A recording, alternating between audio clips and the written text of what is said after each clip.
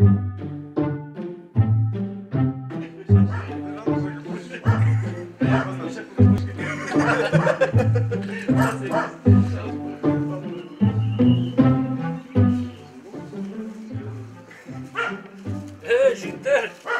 ne yaptınız? Assalamualaikum. Bu niye tur jigitler? Күнделікті тұрсымыз ғой көке?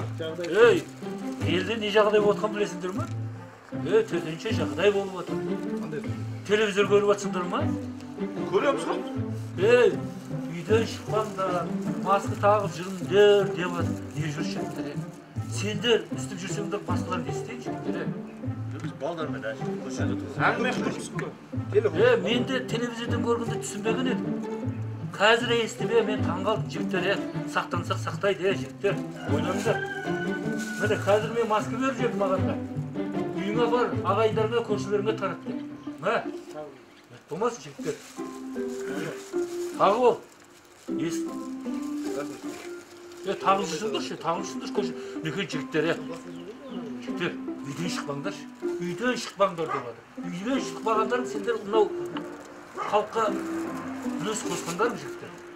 Давай, жақсы. Жақсы көке. Не тұрсы? Үйлеріңе қайтыңдар.